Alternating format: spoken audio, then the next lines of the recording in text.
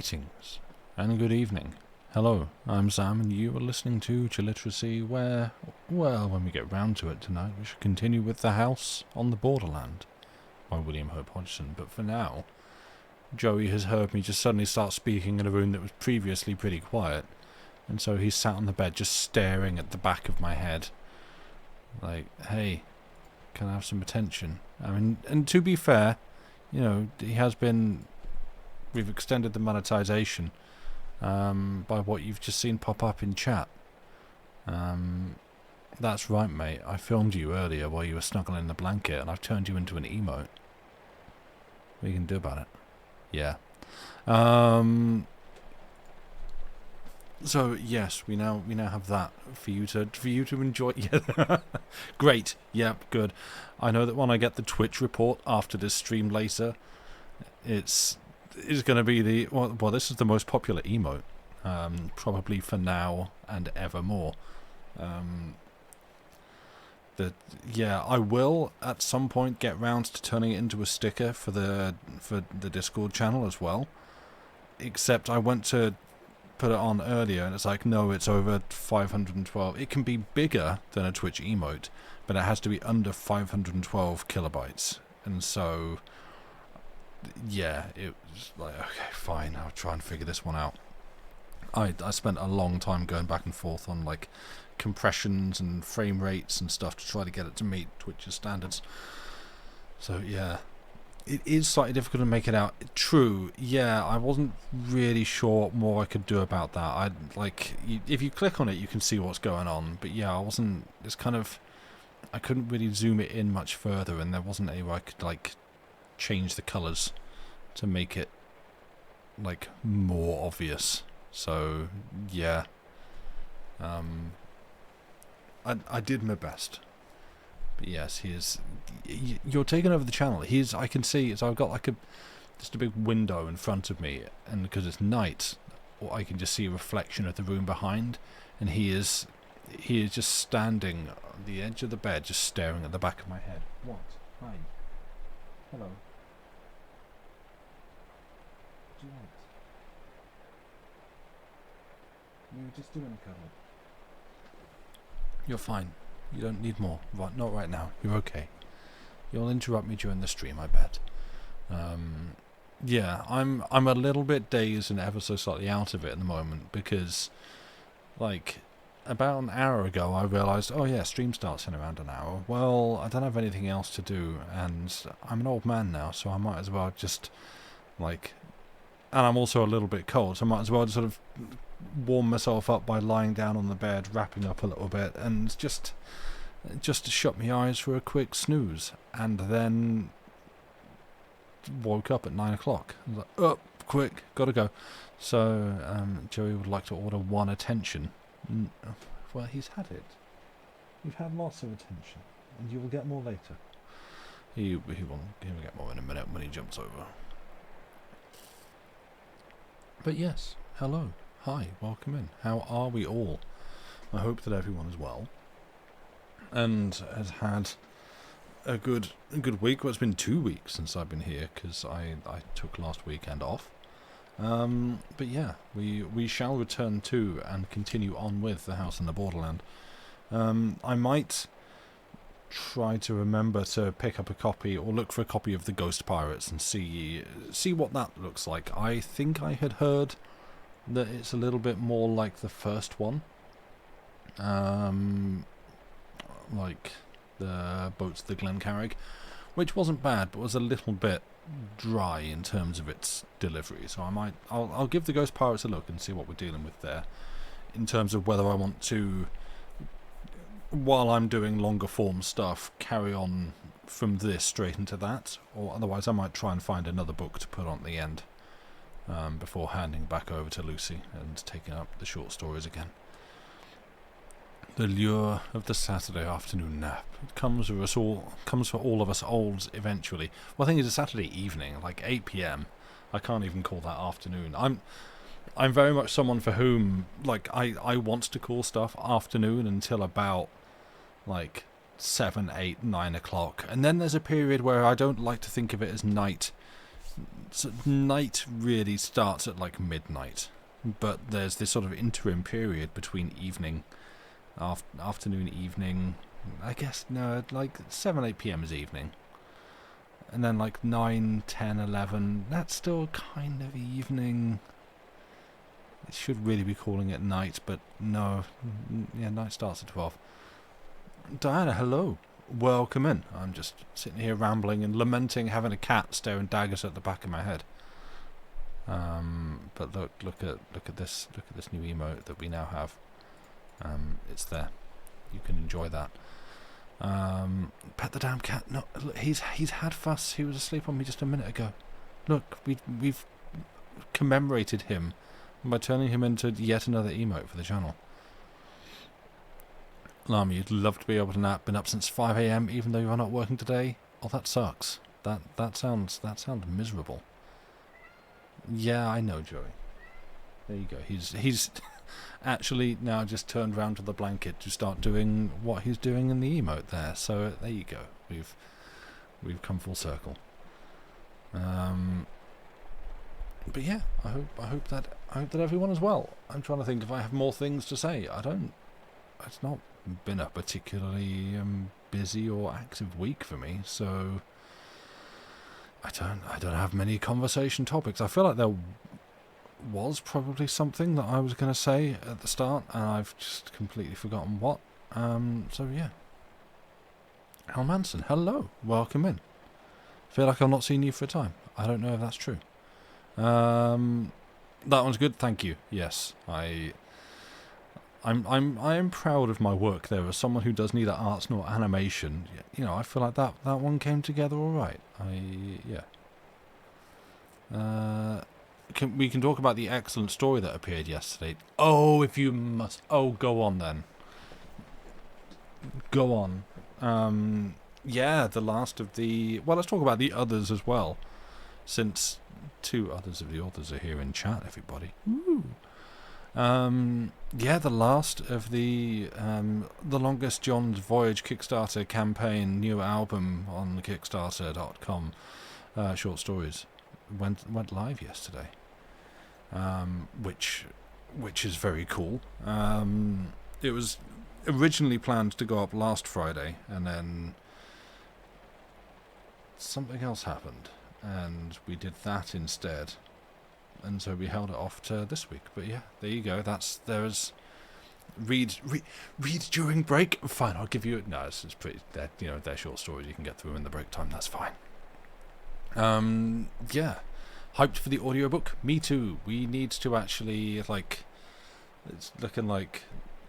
Yeah, the plans have been a little bit. Yeah, talked about.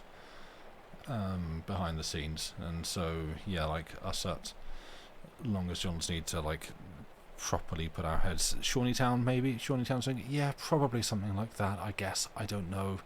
I guess a new single's kind of important, but short stories though. But yes, no, I'm excited for the audiobook, and yeah, hoping we can get cracking on recording those soon. And the other stuff as well. The thing that honestly that I'm looking forward to is the live stream. We need to also get in touch with everyone and everyone involved and try and figure out the optimal time for doing that. But yeah, I'm quite looking forward to doing a stream with some live reading and sort of Q's and A's. If you have those cues, we have A's for you, and just kind of getting to sit and say, hey, look, this is a thing, and talk to people about it. It's going to be fun. So yeah, I'm quite looking forward to that.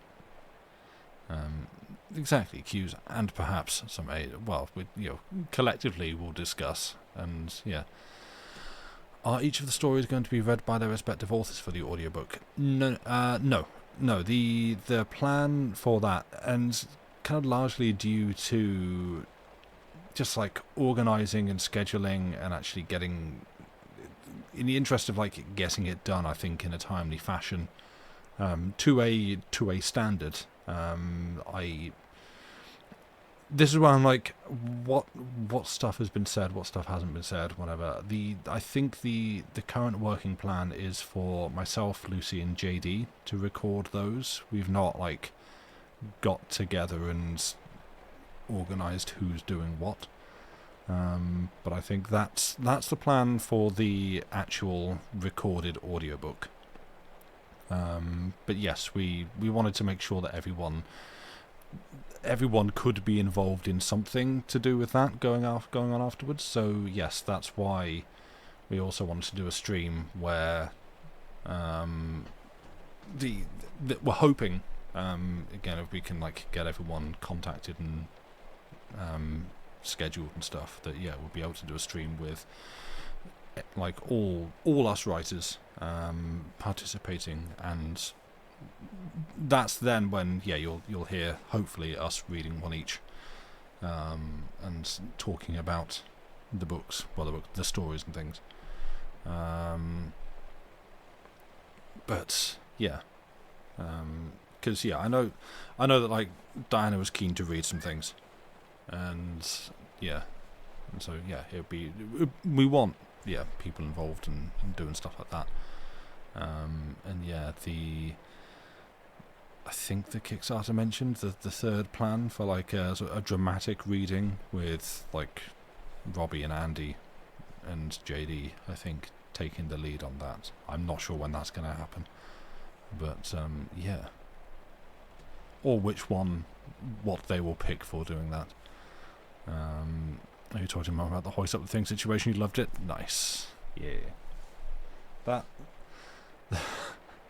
I'm trying to think how that idea came about for me doing that.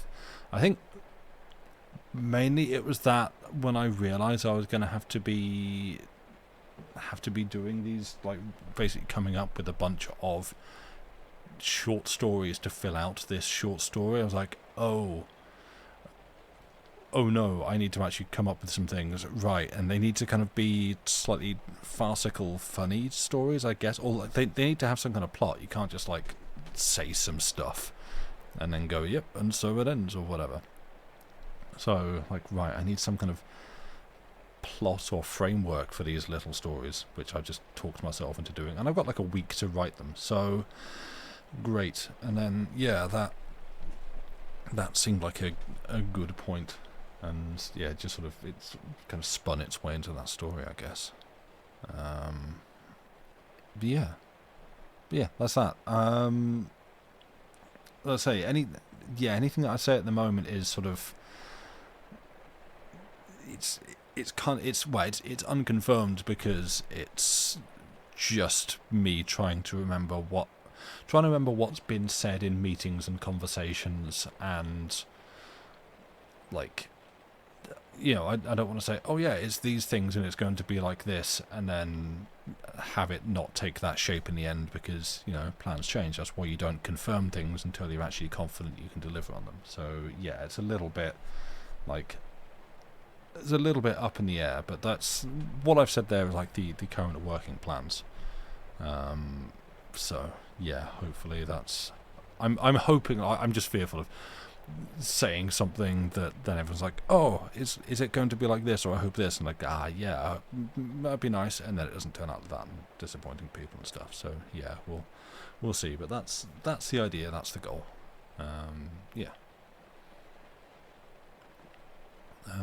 Another thing actually I've just remembered is that it is tomorrow the birthday of friend of the stream, Billy and Babble, who is streaming at the moment. I imagine there's one or two people over there in his chat at the moment. He's doing a bit of a like pre-birthday.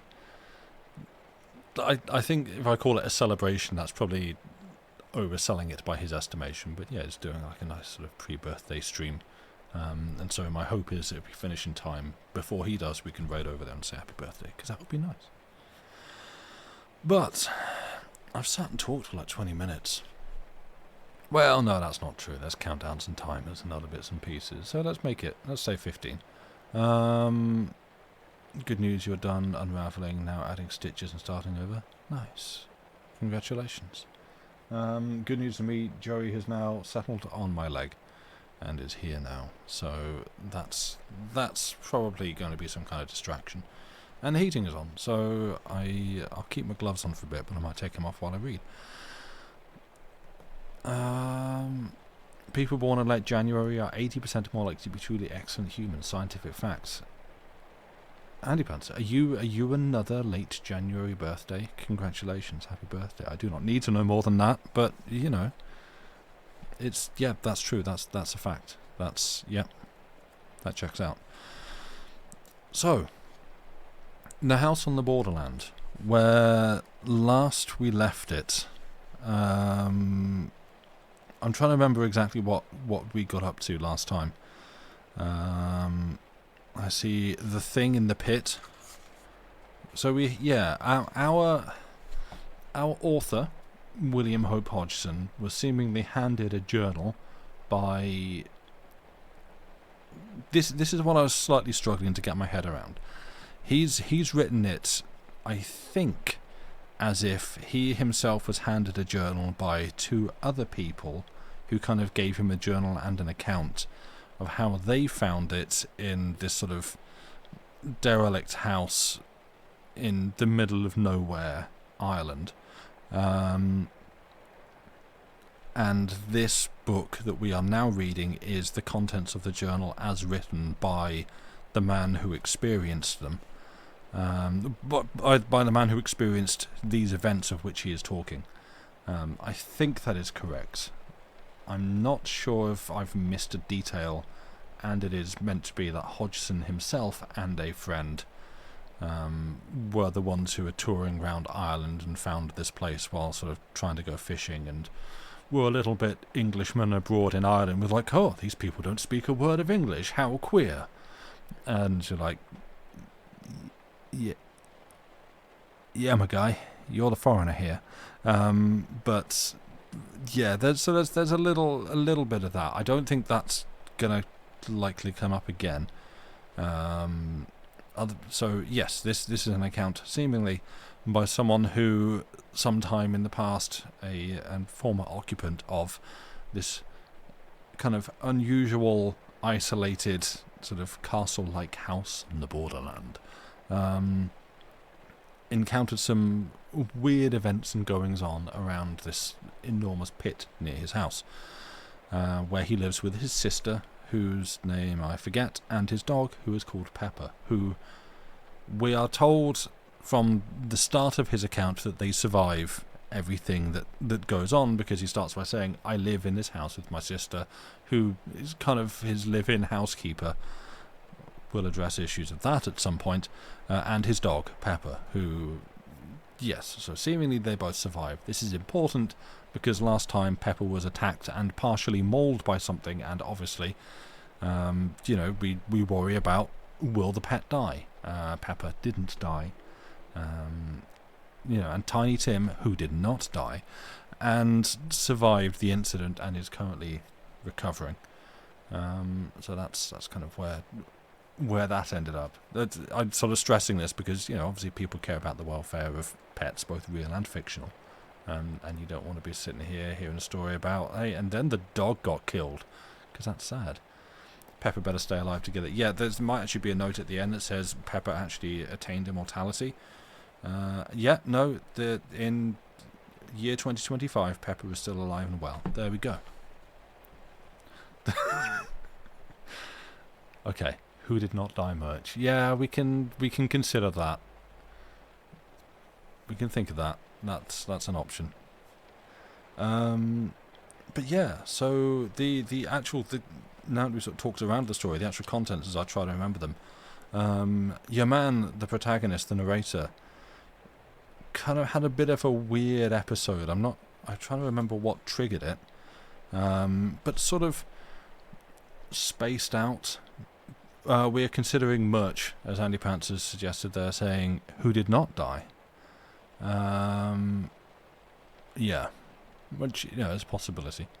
What was it? Yeah, so your narrator was just sort of spacing out once upon a midnight dreary or whatever, and it's just kind of I guess, astrally projected off into the ether and had like a weird experience of sort of staring back at Earth, and saw, like, in the bottom of, I think, a nearby pit, a giant green representation of the house in which he lives, and had like a bit of a weird encounter, and sort of has begun encountering, as he has put it, swine things. Recall with me, if you will, the weed men from the boats of the Glen Carrig, who had weird, they were like unusual, sort of very pale white dudes, who came up on land with they had like sort of beak-like faces and tentacles and stuff, and sort of came up on land and just, tried to kill people. He ate some suspicious mushrooms by all appearances. Yes, possibly that. And under this, he seems to be encountering slightly pig-faced dudes of a similar fashion, who he is referring to as the swine men. What I'm doing is I'm thinking of them as the ditchlings from Scarlet Hollow. They are, for all intents and purposes, the ditchlings from Scarlet Hollow. And I realised when reading today, like the bits that I'm going to be reading aloud here, this has some real Scarlet Hollow vibes. Have I told people of the new Jigsaw? Oh no, I don't think I have. No, because that was last week. Yes, I have a new Jigsaw. As in non-capitalized Jigsaw. I was like, what the guy from the horror film Saw, Jigsaw, from horror movie Saw. I can't reach it at the moment because I have a cat on my lap, but I have a very cool Dracula Jigsaw, given to me by Lucy's mum, which, I don't know if Lucy, if you're able to find, I just realised I should find a text for this. If you're able to find a picture of it and like drop it to chat, that would be great. But yeah, it's really, really well illustrated. Yeah, and like it's like a whole, it's like kind of, it's all across it, like depicting different scenes from the book. I want to say it's like a diorama or something. I don't know what the correct term for it is, because I've just gone blank. But yeah, it's all like just a whole bunch of illustrations from Dracula, and it's very good. So I sort of sat looking across it like, oh, it's that scene, it's that bit. Doesn't have the pajama party over the body of Renfield, sadly, but it's got damn near everything else. So, right, I've just found a text for where we should be reading from today, and it's there. Oh hell yeah, love a massive URL.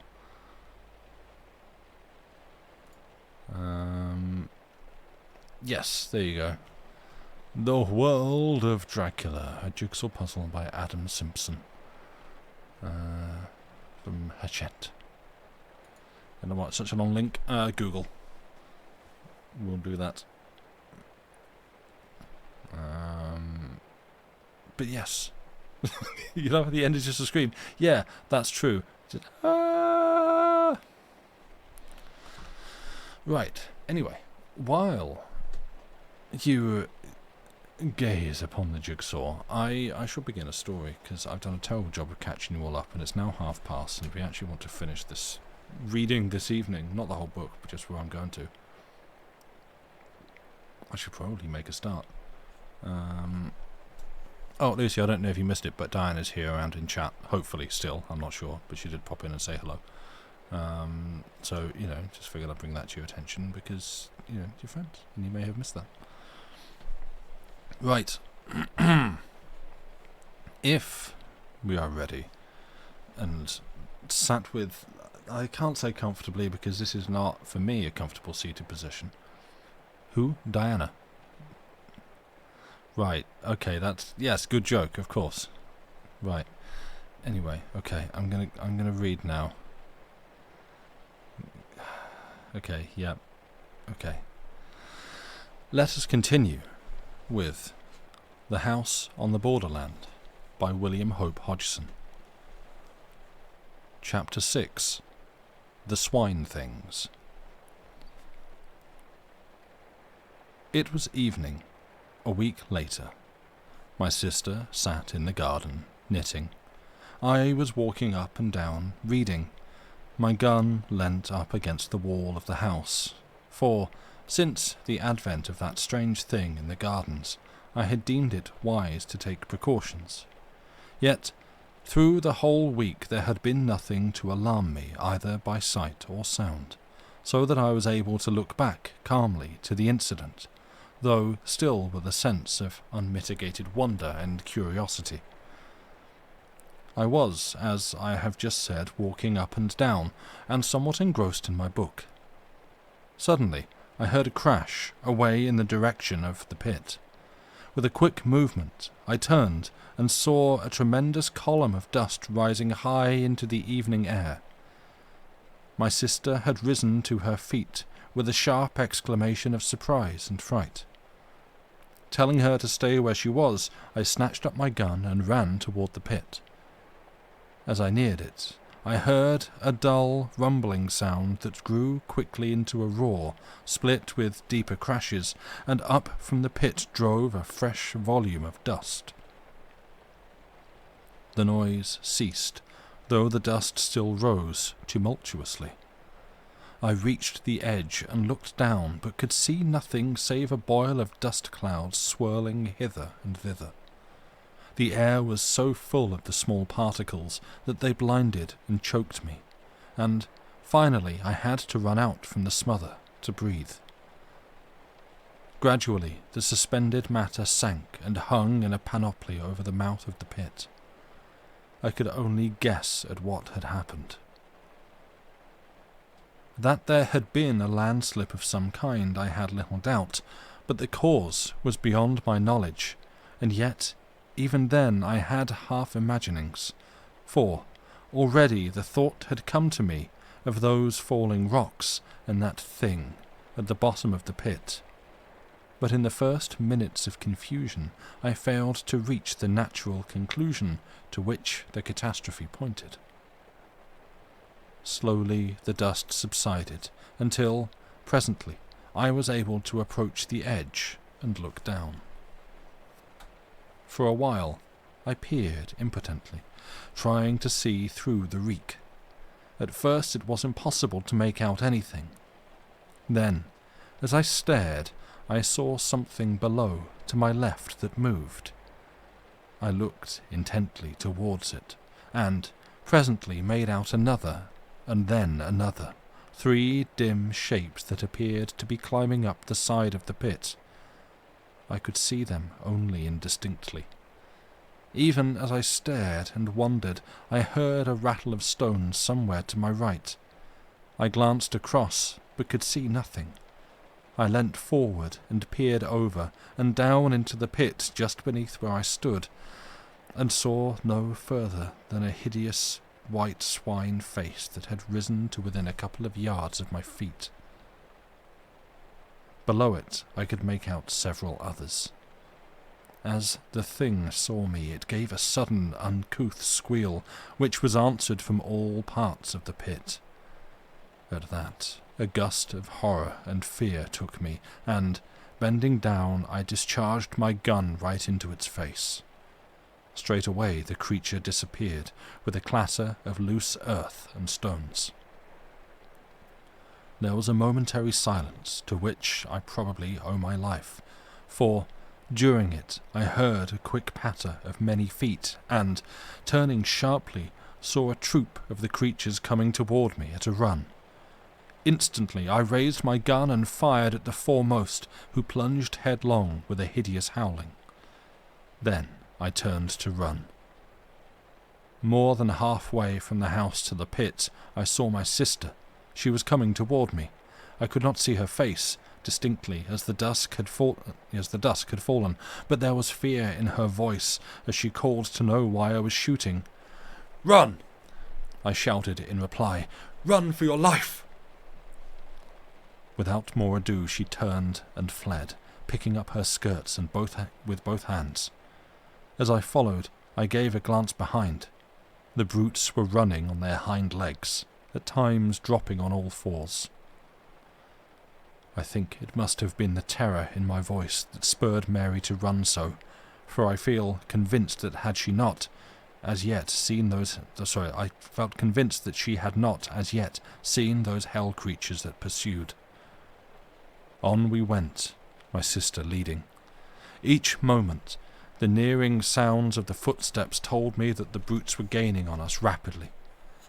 Fortunately, I am accustomed to live in some ways an active life.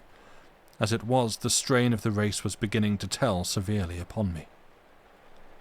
Ahead, I could see the back door. Luckily, it was open. I was some half-dozen yards behind Mary now, and my breath was sobbing in my throat. Then, something touched my shoulder. I wrenched my head round quickly and saw one of those monstrous, pallid faces close to mine. One of the creatures, having outrun its companions, had almost overtaken me. Even as I turned, it made a fresh grab. With a sudden effort, I sprang to one side and, swinging my gun by the barrel, brought it crashing down upon the foul creature's head. The thing drops with an almost human groan. Even this short delay had been nearly sufficient to bring the rest of the brutes down upon me, so that, without an instant's waste of time, I turned and ran for the door. Reaching it, I burst into the passage, then, turning quickly, slammed and bolted the door just as the first of the creatures rushed against it with a sudden shock. My sister sat, gasping, in a chair. She seemed in a fainting condition, but I had no time to spend on her. I had to make sure that all the doors were fastened. Fortunately, they were. The one leading from my study into the gardens was the last to which I went. I had just had time to note that it was secured when I thought I heard a noise outside. I stood perfectly silent and listened. Yes, now I could distinctly hear a sound of whispering, and something slithered over the panels with a rasping, scratchy noise. Evidently some of the brutes were feeling with their claw hands about the door to discover whether there were any means of ingress. That the creatures should so soon have found the door was, to me, a proof of their reasoning capabilities. It assured me that they must not be regarded by any means as mere animals. I had felt something of this before, when that first thing peered in through my window. Then I had applied the term superhuman to it, with an almost instinctive knowledge that the creature was something different from the brute beast. Something beyond human, yet in no good sense, but rather as something foul and hostile to the great and good in humanity. In a word, as something intelligent and yet inhuman. The very thought of the creatures filled me with revulsion. Now, I bethought me of my sister, and, going to the cupboard, I got out a flask of brandy and a wine-glass. Taking these, I went down to the kitchen, carrying a lighted candle with me. She was not sitting in the chair, but had fallen out and was lying upon the floor, face downward. Very gently I turned her over and raised her head somewhat. Then I poured a little of the brandy between her lips. After a while she shivered slightly. A little later she gave several gasps and opened her eyes. In a dreamy, unrealizing way she looked at me. Then her eyes closed slowly, and I gave her a little more of the brandy. For perhaps a minute longer she lay silent, breathing quickly. All at once her eyes opened again, and it seemed to me, as I looked, that the pupils were dilated, as though fear had come with returning consciousness. Then, with a movement so unexpected that I started backward, she sat up. Noticing that she seemed giddy, I put out my hand to steady her. At that, she gave a loud scream and, scrambling to her feet, ran from the room. For a moment, I stayed there, kneeling and holding the brandy flask. I was utterly puzzled and astonished. Could she be afraid of me? But no. Why should she? I could only conclude that her nerves were badly shaken and that she was temporarily unhinged. Upstairs I heard a door bang loudly, and I knew that she had taken refuge in her room. I put the flask down on my table. My attention was distracted by a noise in the direction of the back door. I went toward it and listened. It appeared to be shaken, as though some of the creatures struggled with it silently. But it was far too strongly constructed and hung to be easily moved. Out in the gardens rose a continuous sound. It might have been mistaken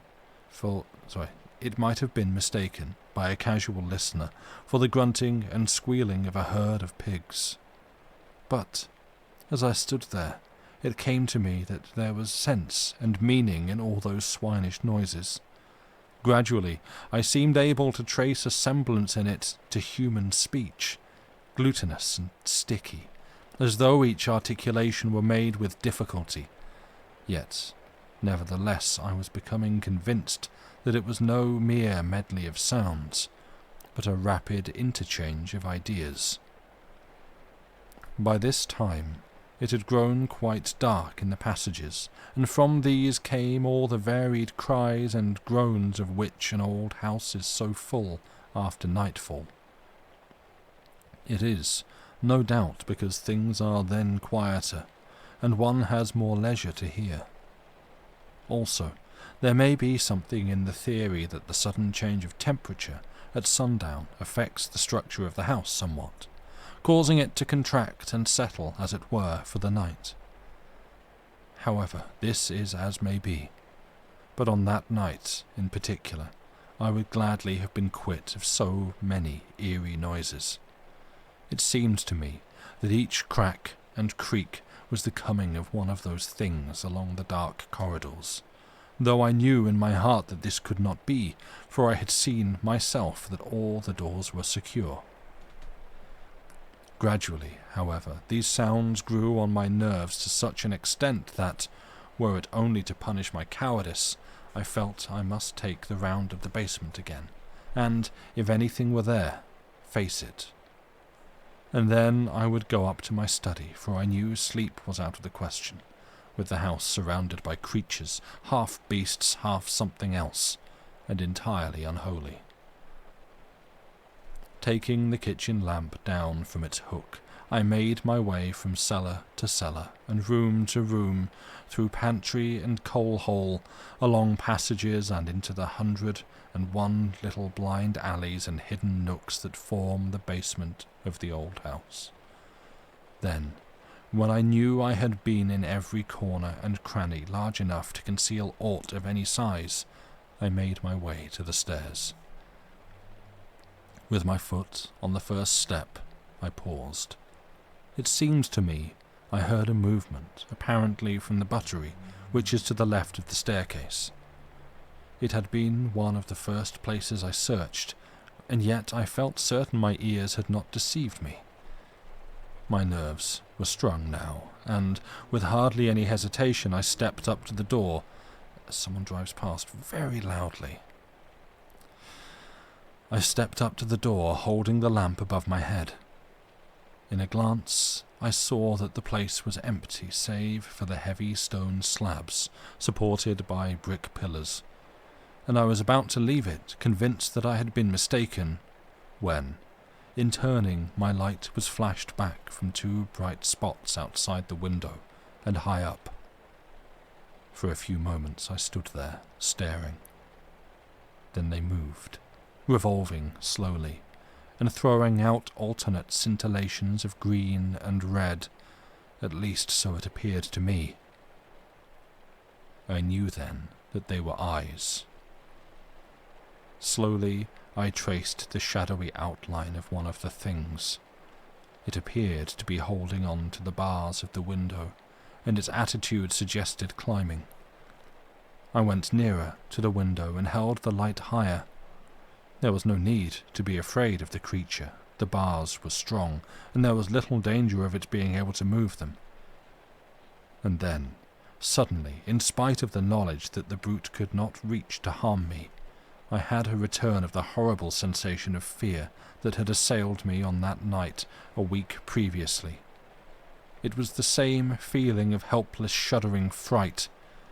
I realized dimly that the creature's eyes were looking into mine with a steady, compelling stare. I tried to turn away, but could not. I seemed now to see the window through a mist.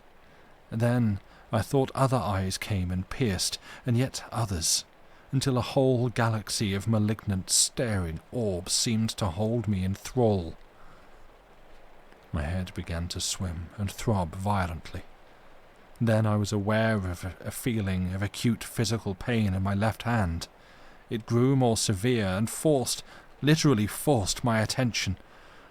With a tremendous effort I glanced down, and with that the spell that had held me was broken. I realized then that I had, in my agitation, unconsciously caught hold of the hot lamp glass and burnt my hand badly. I looked up to the window again.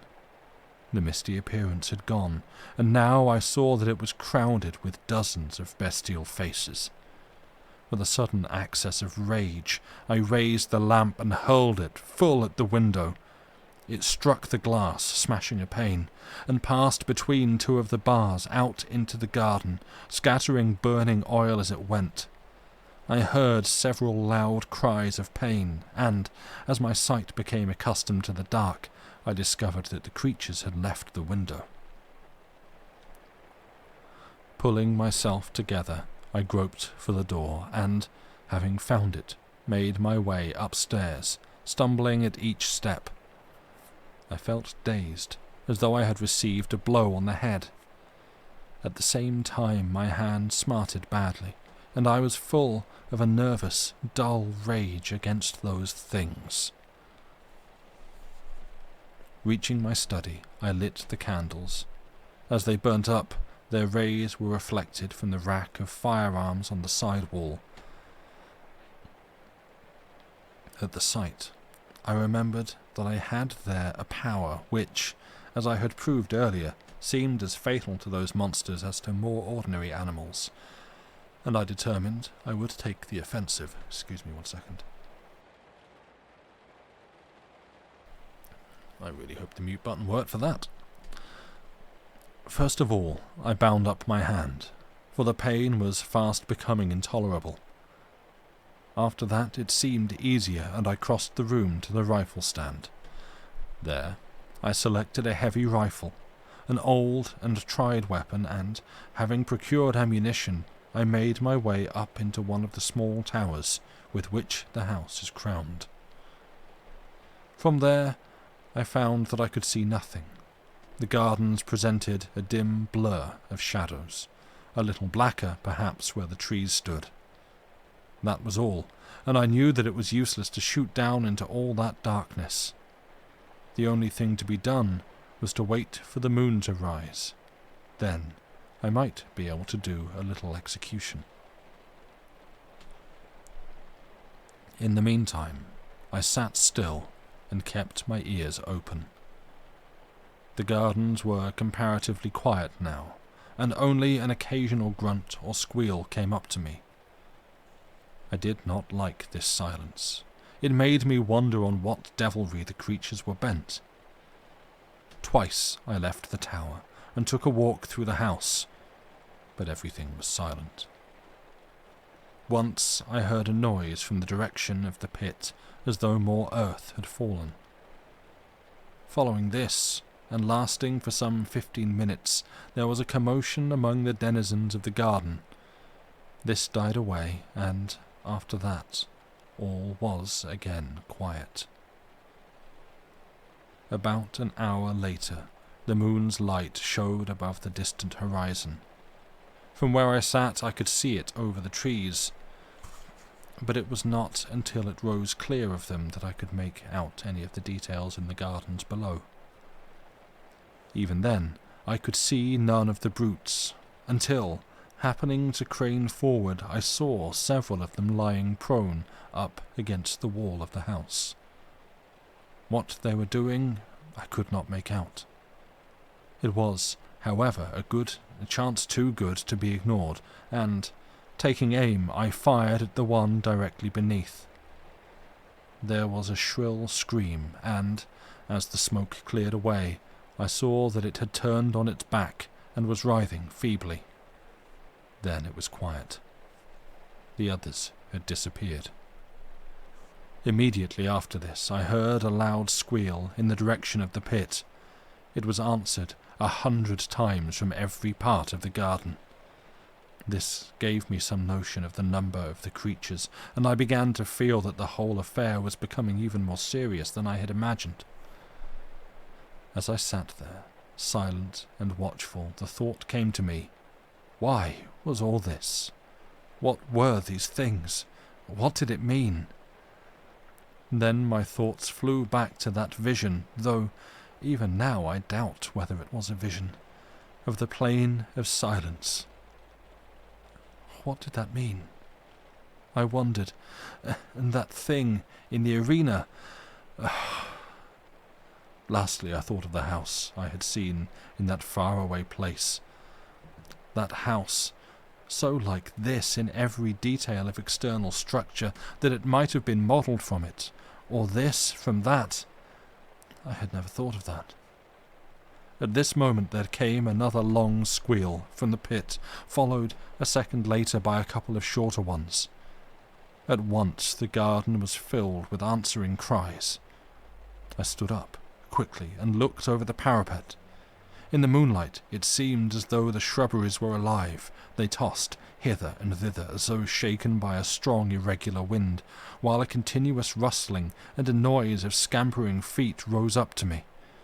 Several times I saw the moonlight gleam on running white figures among the bushes, and twice I fired. The second time my shot was answered by a short squeal of pain.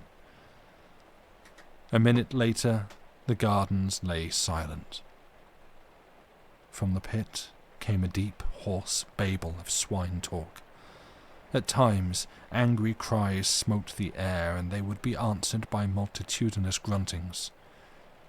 It occurred to me that they were holding some kind of a council, perhaps to discuss the problem of entering the house. Also, I thought that they seemed much enraged, probably by my successful shots. It occurred to me that now would be a good time to make a final survey of our defences.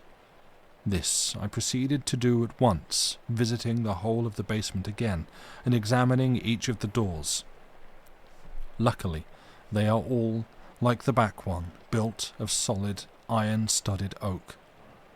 Then I went upstairs to the study. I was more anxious about this door.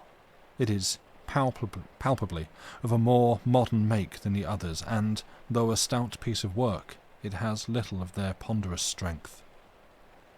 I must explain here that there is a small raised lawn on this side of the house upon which this door opens, the windows of the study being barred on this account. All the other entrances, excepting the great gateway which is never opened, are in the lower story.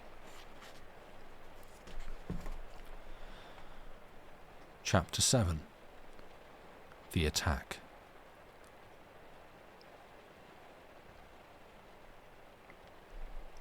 I spent some time puzzling how to strengthen the study door.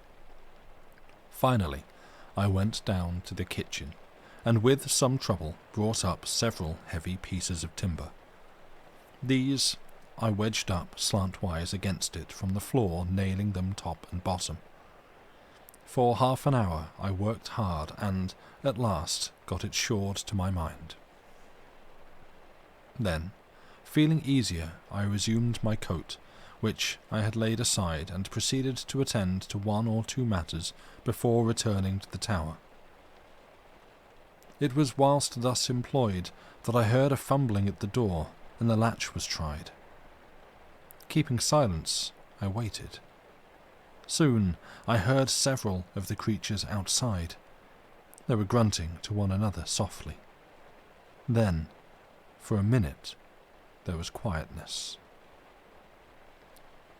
Suddenly, there sounded a quick, low grunt, and the door creaked under a tremendous pressure. It would have burst inward but for the supports I had placed. The strain ceased as quickly as it had begun, and there was more talk. Presently, one of the things squealed softly, and I heard the sound of others approaching. There was a short confabulation. Then, again, silence. And I realized that they had called several more to assist. Feeling that now was the supreme moment, I stood ready with my rifle presented. If the door gave, I would, at least, slay as many as possible. Again came the low signal, and once more the door cracked under a huge force. For a minute, perhaps, the pressure was kept up, and I waited nervously, expecting each moment to see the door come down with a crash. But no, the struts held, and the attempts proved abortive. Then followed more of their horrible, grunting talk, and, whilst it lasted, I thought I distinguished the noise of fresh arrivals. After a long discussion, during which the door was several times shaken, they became quiet once more, and I knew that they were going to make a third attempt to break it down. I was almost in despair.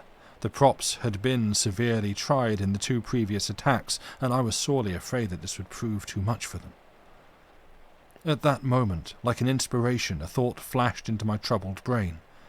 Instantly, for it was no time to hesitate, I ran from the room and up stair after stair.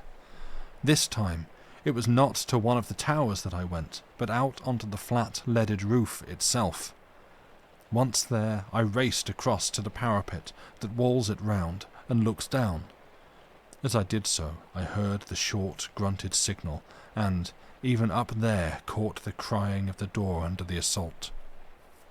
There was not a moment to lose, and, leaning over, I aimed quickly and fired. The report rang sharply, and almost blending with it came the loud splud of the bullet striking its mark. From below rose a shrill wail, and the door ceased its groaning. Then, as I took my weight from off the parapet, a huge piece of the stone coping slid from under me and fell with a crash among the disorganized throng beneath.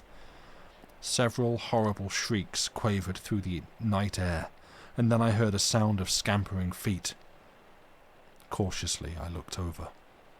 In the moonlight I could see the great coping stone lying right across the threshold of the door. I thought I saw something under it. Several things, white, but I could not be sure. And so a few minutes passed. As I stared, I saw something come round out of the shadow of the house. It was one of the things. It went up to the stone silently and bent down. I was unable to see what it did. In a minute it stood up. It had something in its talons which it put to its mouth and tore at. For the moment I did not realize. Then, slowly I comprehended. The thing was stooping again. It was horrible. I started to load my rifle. When I looked again, the monster was tugging at the stone, moving it to one side. I leant the rifle on the coping and pulled the trigger. The brute collapsed on its face and kicked slightly. Simultaneously, almost with the report, I heard another sound, that of breaking glass. Waiting only to recharge my weapon, I ran from the roof and down the first 2 flights of stairs. Here I paused to listen. As I did so, there came another tinkle of falling glass. It appeared to come from the floor below. Excitedly, I sprang down the steps and, guided by the rattle of the window sash, reached the door of one of the empty bedrooms at the back of the house. I thrust it open. The room was but dimly illuminated by the moonlight, most of the light being blotted out by the moving figures at the window. Even as I stood, one crawled through into the room. Levelling my weapon, I fired point blank at it, filling the room with a deafening bang. When the smoke cleared, I saw that the room was empty, with the window free. The room was much lighter. The night air blew in coldly through the shattered panes. Down below in the night I could hear a soft moaning and a confused murmur of swine voices. Stepping to one side of the window, I reloaded and then stood there waiting. Presently I heard a scuffling noise. From where I stood in the shadow, I could see without being seen. Nearer came the sounds, and then I saw something come up above the sill and clutch at the broken window frame. It caught a piece of the woodwork, and now I could make out that it was a hand and arm. A moment later, the face of one of the swine creatures rose into view. Then, before I could use my rifle or do anything, there came a sharp crack, crack, and the window frame gave way under the weight of the thing. Next instant, a squashing thud and a loud outcry told me that it had fallen to the ground. With a savage hope that it had been killed, I went to the window. The moon had gone behind a cloud so that I could see nothing, though a steady hum of jabbering just beneath where I stood indicated that there were several more of the brutes close at hand. As I stood there, looking down, I marvelled how it had been possible for the creatures to climb so far, for the wall is comparatively smooth, while the distance to the ground must be at least 80 feet. All at once, as I bent, peering, I saw something indistinctly that cut the grey shadow of the house side with a black line. It passed the window to the left at a distance of about 2 feet. Then I remembered that it was a gutter pipe that had been put there some years ago to carry off the rainwater. I had forgotten about it. I could see now how the creatures had managed to reach the window. Even as the solution came to me, I heard a faint slithering, scratching noise, and knew that another of the brutes was coming. I waited some odd moments, then leant out of the window and felt the pipe. To my delight, I found that it was quite loose, and I managed to use the rifle barrel as a crowbar to lever it out from the wall. I worked quickly. Then, taking hold with both hands, I wrenched the whole concern away and hurled it down, with the thing still clinging to it, into the garden. For a few minutes longer I waited there, listening, but after the first general outcry, I heard nothing. I knew, now, that there was no more reason to fear an attack from this quarter. I had removed the only means of reaching the window, and, as none of the other windows had any adjacent water pipes to tempt the climbing powers of the monsters, I began to feel more confident of escaping their clutches. Leaving the room, I made my way down to the study. I was anxious to see how the door had withstood the test of that last assault. Entering, I lit 2 of the candles and then turned to the door. One of the large props had been displaced, and on that side the door had been forced inward some 6 inches. It was providential that I had managed to drive the brutes away just when I did, and that coping stone. I wondered vaguely how I had managed to dislodge it. I had not noticed it loose, and as I took my shot, and then as I stood up it had slipped away from beneath me. I felt that I owed the dismissal of the attacking force more to its timely fall than to my rifle. Then the thought came that I had better seize this chance to shore up the door again. It was evident that the creatures had not returned since the fall of the coping stone, but who was to say how long they would keep away? There and then I set to at repairing the door, working hard and anxiously. First I went down to the basement and, rummaging round, found several pieces of heavy oak planking. With these I returned to the study and, having removed the props, placed the planks up against the door. Then I nailed the heads of the struts to these and, driving them well home at the bottoms, nailed them again there. Thus I made the door stronger than ever, for now it was solid with the backing of boards, and would, I felt convinced, stand a heavier pressure than hitherto, without giving way. After that, I lit the lamp which I had brought from the kitchen, and went down to have a look at the lower windows. Now that I had seen an instance of the strength the creatures possessed, I felt considerable anxiety about the windows on the ground floor, in spite of the fact that they were so strongly barred. I went first to the buttery, having a vivid remembrance of my late adventure there. The place was chilly, and the wind, soughing in through the broken glass, produced an eerie note. Apart from the general air of dismalness, the place was as I had left it the night before. Going up to the window, I examined the bars closely, noting as I did so their comfortable thickness. Still, as I looked more intently, it seemed to me that the middle bar was bent slightly from the straight. Yet it was but trifling, and it might have been so for years. I had never before noticed them particularly. I put my hand through the broken window and shook the bar. It was as firm as a rock. Perhaps the creatures had tried to start it, and, finding it beyond their power, ceased from the effort.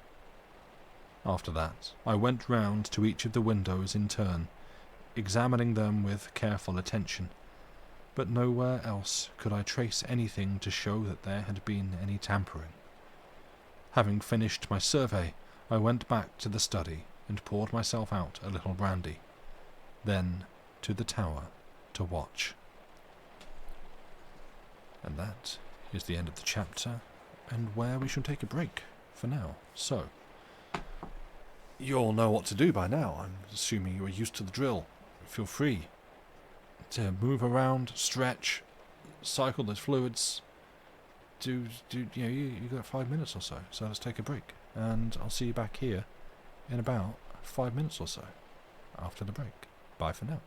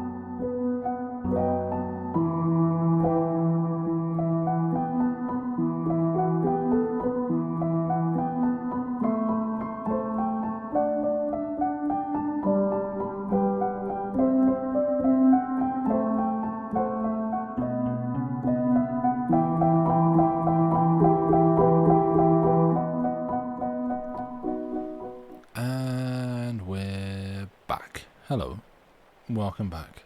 And Lynn, hello. I saw you coming like right as the break started, but that's fine. Yeah, you went out to the pub with friends, first night out since November. Well, yeah, I hope that was a good night, and as you put it, that your body doesn't bill you too much for it over the coming days and weeks. Yeah, I hope that was a good time. It's good to see you. I hope you're well. But yes, so that's your break done. I'll sit and witter away to myself for a bit, while people filter back in. I've renewed the link at the top, so that's chapter 8, where we'll be going from for the next half. If you wish to read along, I glance up a chat every now and then and see the comments. Malignant staring orbs. Yeah, the shrubberies. Indeed, they don't make anti-monster doors like they used to. So, Lucy, you pulling out confabulation is such a good word. That was a genuine struggle not to say contrafabulation, which is a word made up in the TV series Blackadder, where he is, I think, I forget the name of the actual person who effectively wrote the dictionary. But there is an episode where this figure, I think as played by Robbie Coltrane, shows up, and Blackadder's sort of kind of teasing him by making up new words that he hasn't got in the dictionary, and it's like, Bishop or so. Yeah, funnily enough, I'm reminded of that because I think either the anniversary of his birth or death just happened recently, because I follow the Gutenberg Mastodon account, where they flag up the birthdays, death days, and other sort of notable days in the lives of important historical figures, and he came up, and I was like, oh yeah, the guy from the Blackadder episode, that's where I know him. And yeah, one of the words that Edmund Blackadder, as played by Rowan Atkinson, makes up in conversation is contrafabulations, and so I'm probably actually completely misremembering this now, and I've just rewritten the story in my head, or the word, or something like that. But it is something to that effect anyway. You know, that's the postcode. You'll find it when you get there. So yeah, that's what that word also corrected to in my head, and I had to because I mean I don't use either, but I've certainly, these are probably the only times I've ever said confabulations in my life. We're just rattling them off tonight. But on the Google search trends for that word in my vocabulary, there's a big spike today, and then it's going to disappear again after this. But it's a good word. But yes. So so far the house has been attacked. But all the doors held, including the slightly shaky one at the back of the study or whatever. Yeah, that's what has happened there. In extrinsically. Yes, okay. Yeah. If I start doing Fry and Laurie bits as you put them into chat, it's just going to confuse and probably annoy everybody. So I'm not going to do that. But yeah, the swine things, the pigmen. They had a crack at the structure, didn't get very far, and they got blasted in return. They got shot. Nope, not doing Fry and Laurie. Not happening. And they also got some masonry dropped on them, which, again, excuse me. No, I'm fine. I appreciate. I think because I feel like it's a bit of an extension of the thing that Hodgson was doing in Boats of the Glencarrig, where, as events as they happen, he was shooting down at the pigmen from the roof, and then a sizable bit of masonry came loose and landed on them, presumably killing a bunch. We haven't quite. Well, he reckons it killed a few. And then, in retrospect, the character's like, wait, how did that happen? I am not strong enough to move that, and it did not notice to me at all like it was loose. That's a bit weird. And I feel like that's a thing that he also did in Glencarrig a few times as well, where he would just sort of note that something a bit weird happened or was happening, or just some kind of, hang on a second, folks, that was a bit odd, wasn't it? Anyway, and just I respect someone who is happy to just kind of set that up, but not really feel a need to explain it. Just sort of, we just kind of put a bit of a lampshade on this and just go, yeah, that's a bit odd, isn't it? Anyway, and yeah, it's nice. I'm so used to everything having to be explained and have a start and an end and a through point, and oh, this happened because of that, and this and that then led to this, and all those sorts of other things, and well, the masonry fell off because there was a spooky ghost that was helping out at the time, and it's like, it's cool. Your stories remind you a lot of T. Kingfishers, which makes sense, as she says herself, she takes inspiration from Hope Hodgson, Algernon Blackwood and Co., but it's fun to catch similarities. Ooh, neat. That's not a name I've encountered, but presumably, like, if it inspired by, probably written more recently. I'm guessing possibly even still a surviving author, so not someone we could read on here, but I might try to remember to keep a lookout for that name for my own off-stream reading. That sounds interesting. She's very recent. Neat. Okay. Yeah, I might have to give her a look.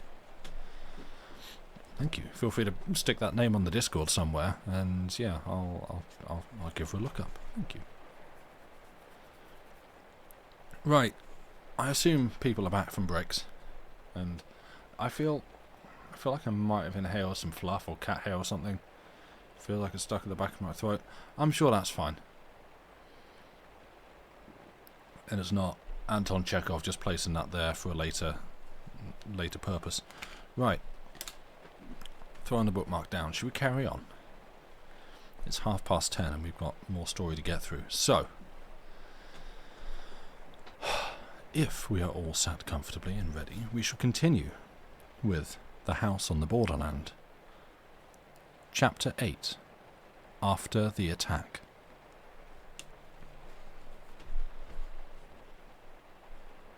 It was now about 3 a.m, and presently the eastern sky began to pale with the coming of dawn. Gradually the day came, and by its light I scanned the gardens earnestly, but nowhere could I see any signs of the brutes. I leant over and glanced down to the foot of the wall to see whether the body of the thing I had shot the night before was still there. It was gone. I supposed that the other monsters had removed it during the night. Then I went down onto the roof and crossed over to the gap from which the coping stone had fallen. Reaching it, I looked over. Yes, there was the stone as I had seen it last, but there was no appearance of anything beneath it, nor could I see the creatures I had killed after its fall. Evidently, they had also been taken away.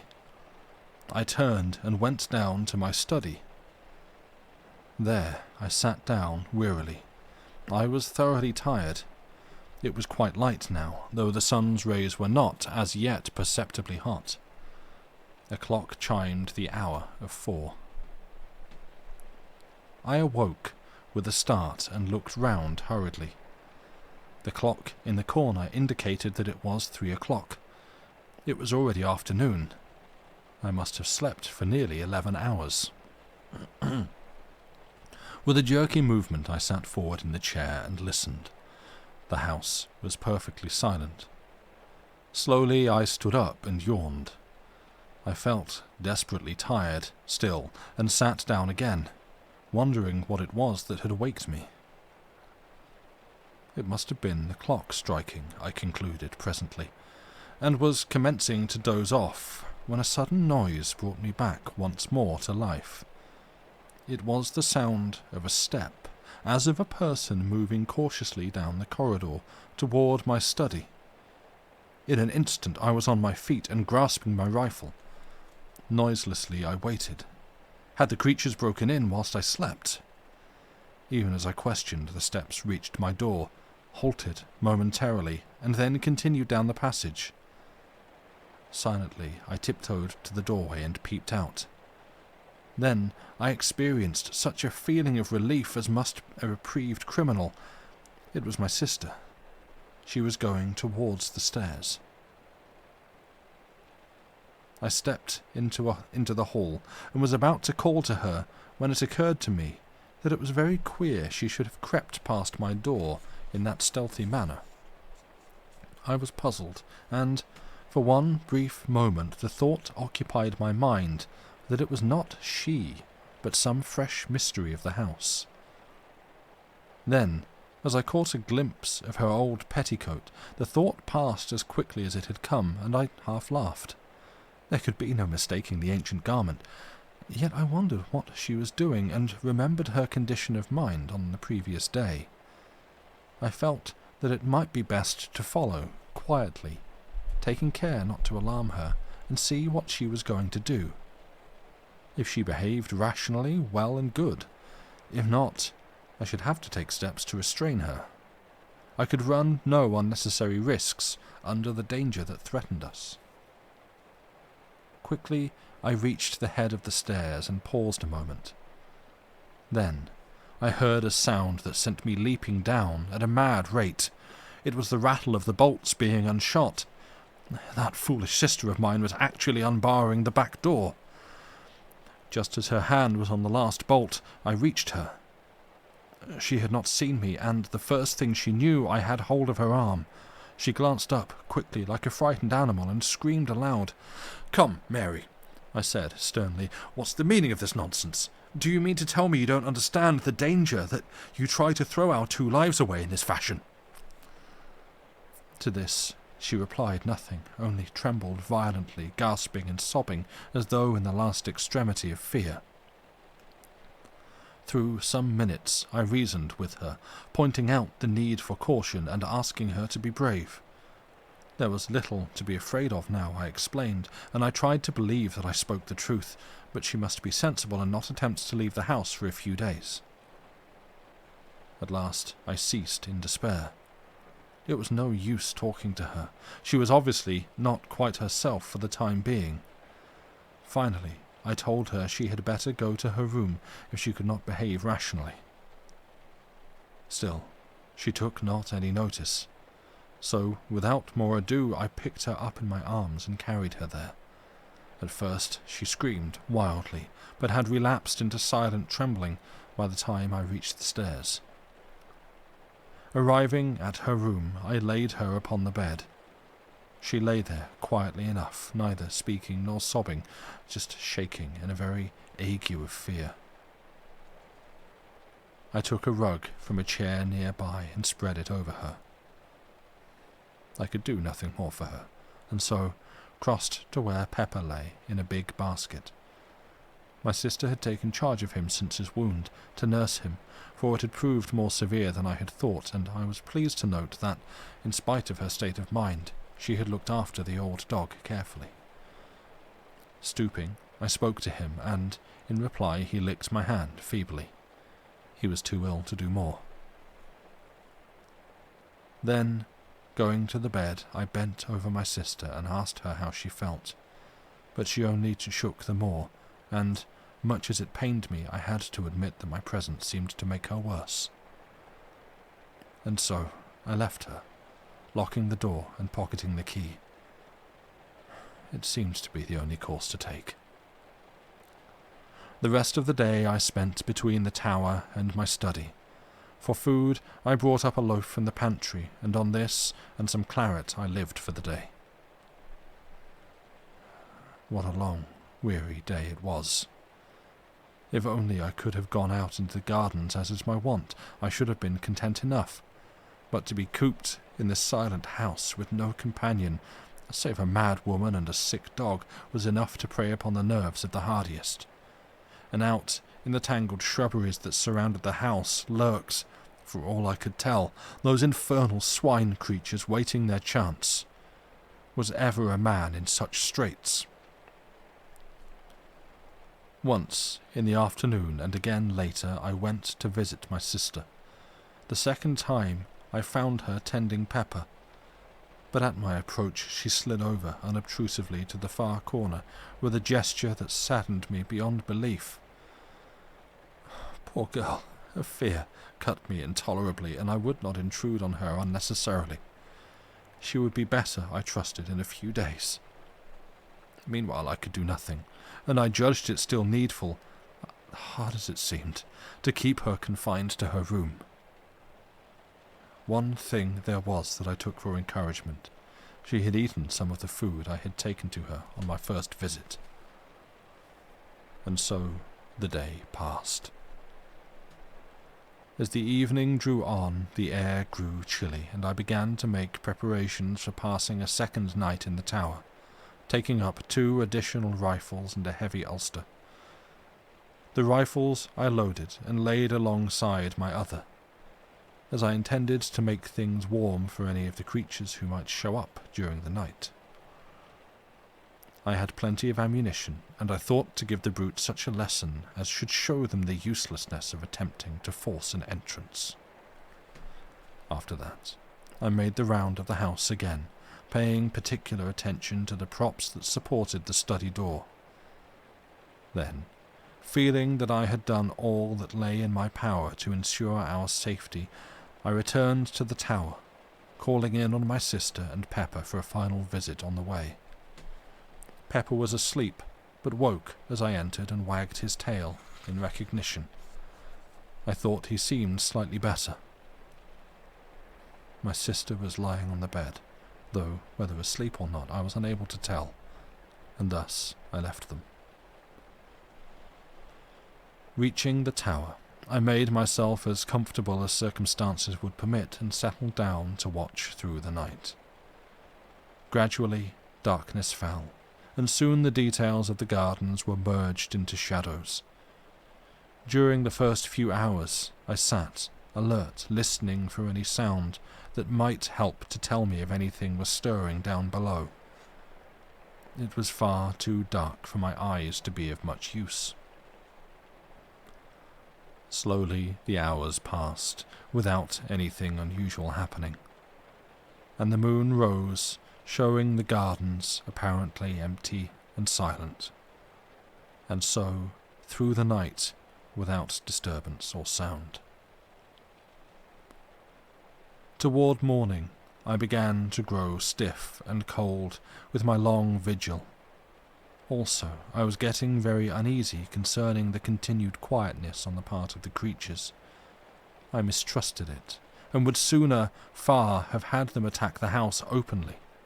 Then, at least, I should have known my danger and been able to meet it. But to wait like this, through a whole night, picturing all kinds of unknown devilment, was to jeopardize one's sanity. Once or twice the thought came to me that perhaps they had gone. But, in my heart, I found it impossible to believe that it was so.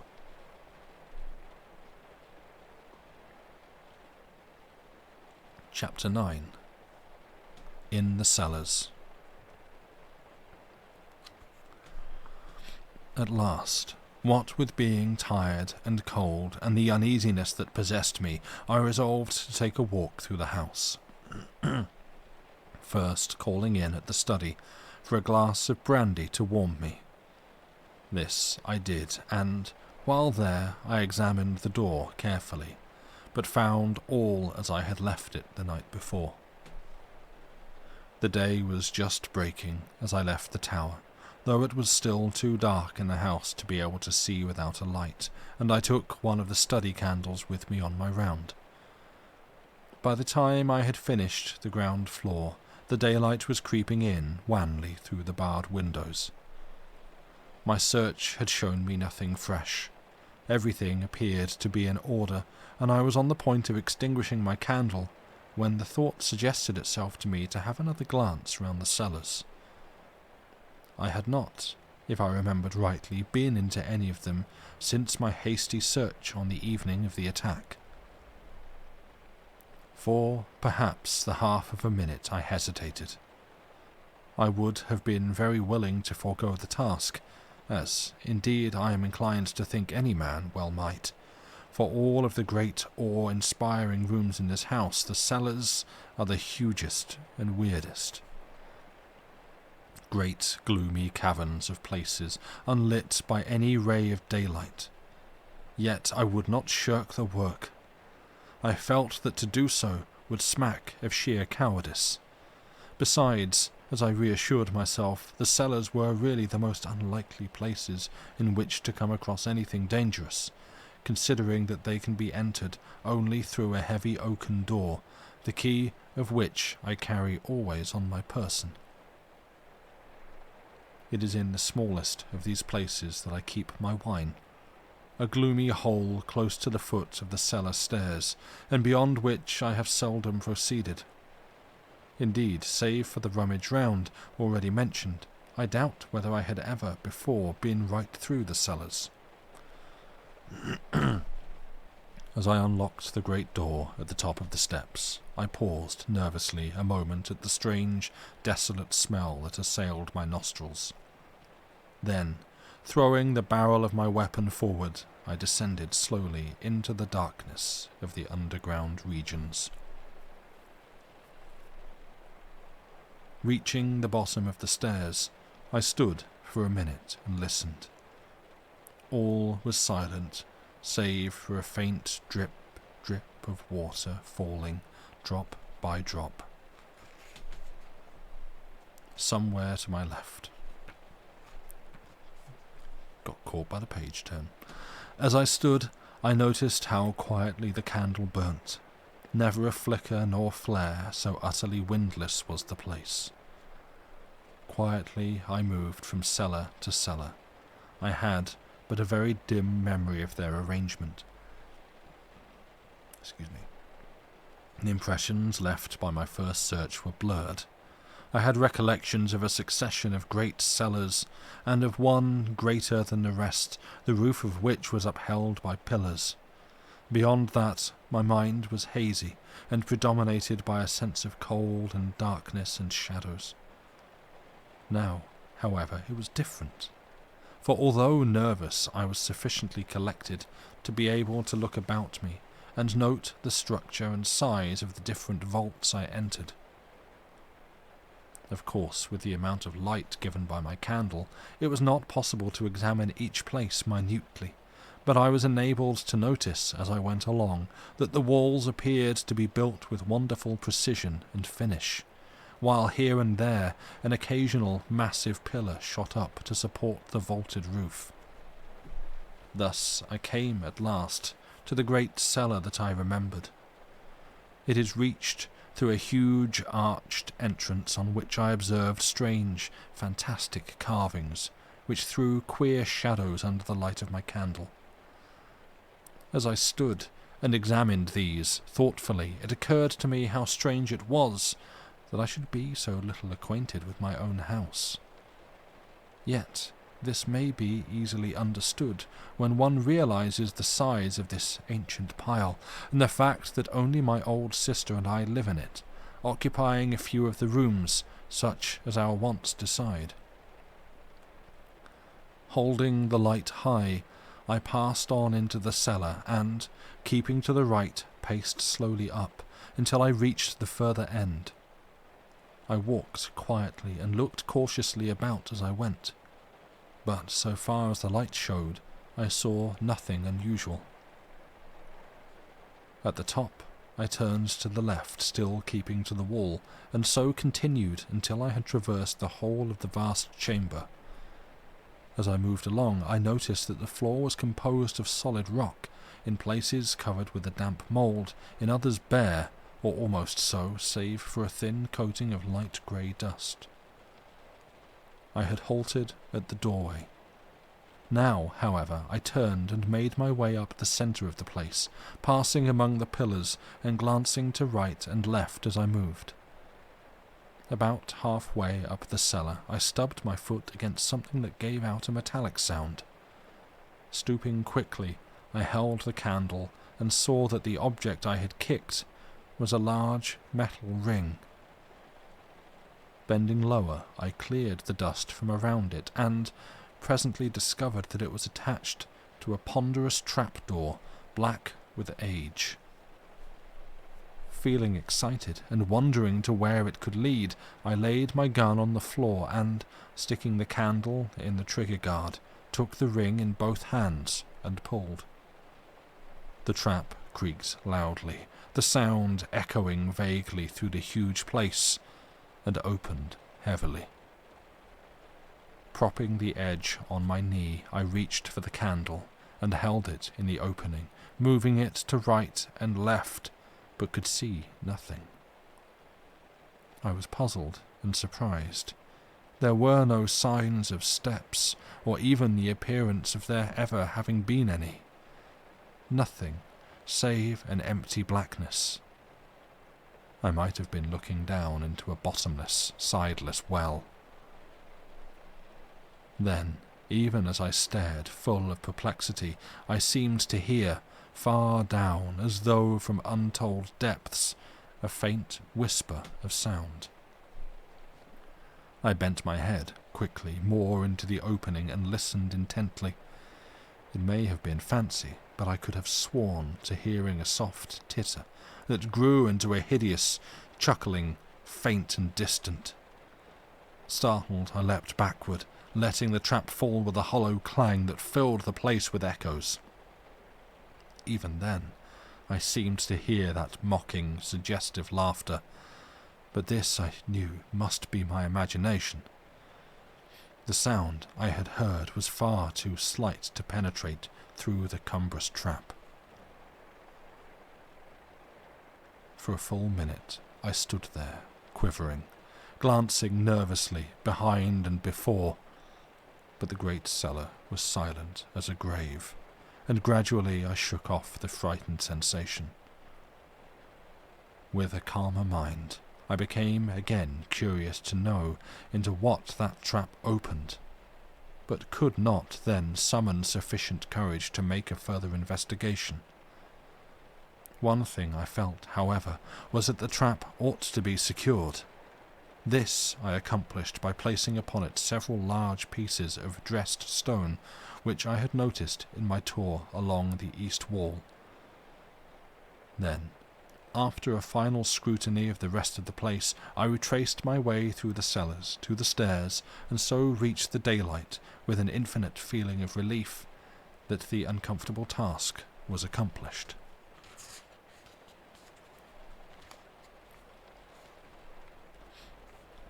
Chapter 10.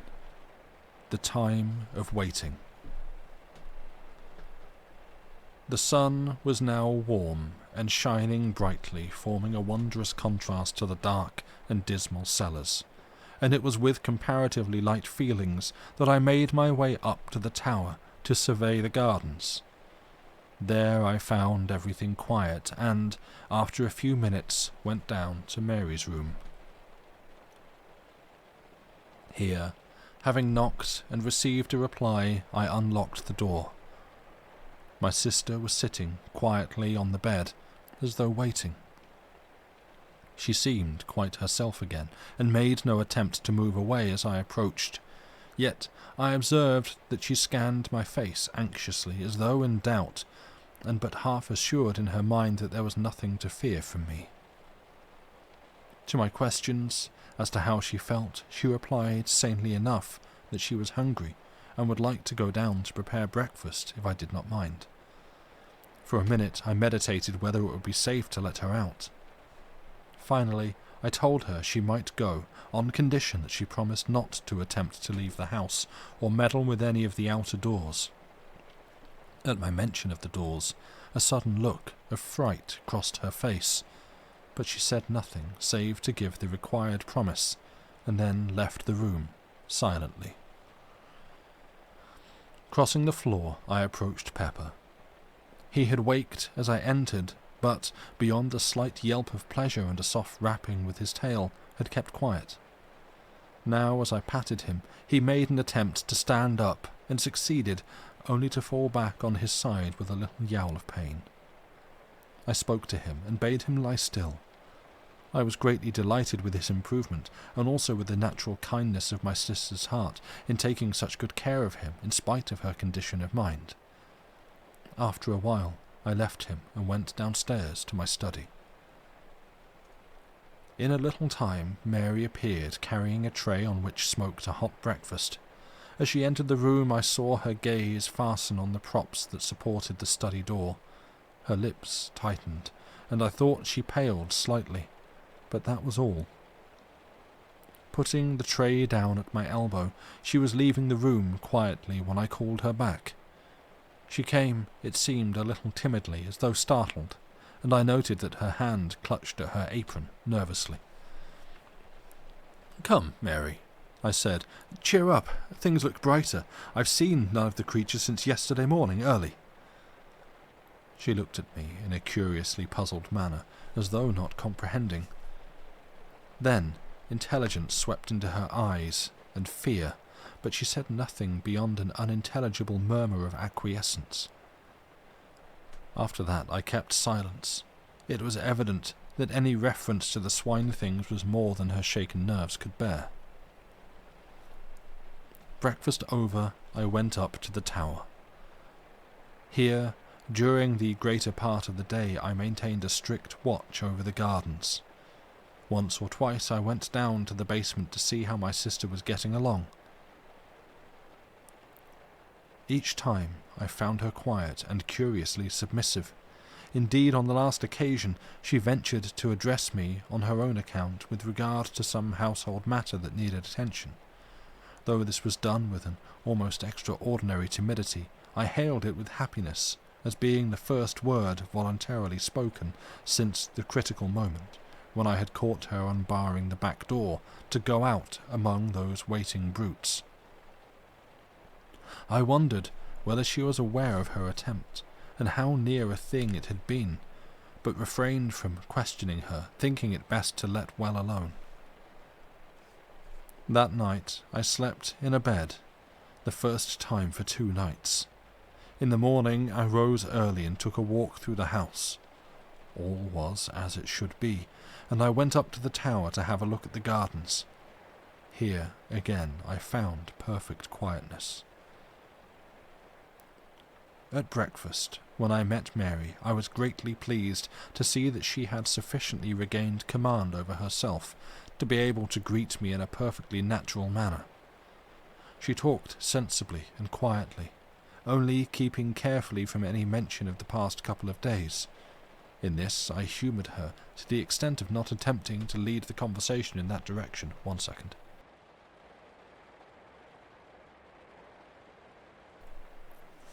Alright. Earlier in the morning, I had been to see Pepper. He was mending rapidly and bade fair to be on his legs in earnest in another day or 2. Before leaving the breakfast table, I made some reference to his improvement. In the short discussion that followed, I was surprised to gather from my sister's remarks that she was still under the impression that his wound had been given by the wildcat of my invention.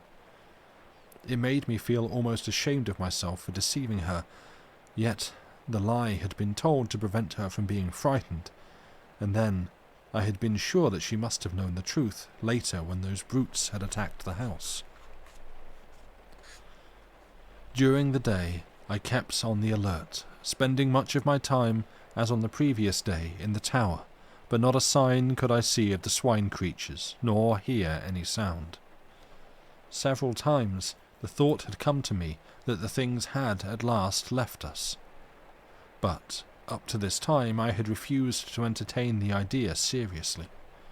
Now, however, I began to feel that there was reason for hope. It would soon be 3 days since I had seen any of the things at all, but still I intended to use the utmost caution.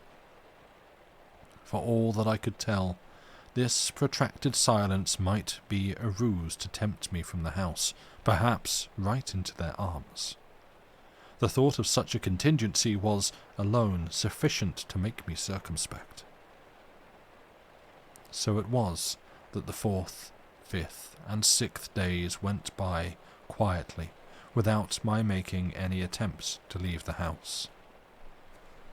On the 6th day, I had the pleasure of seeing Pepper once more upon his feet, and though still very weak, he managed to keep me company during the whole of the day.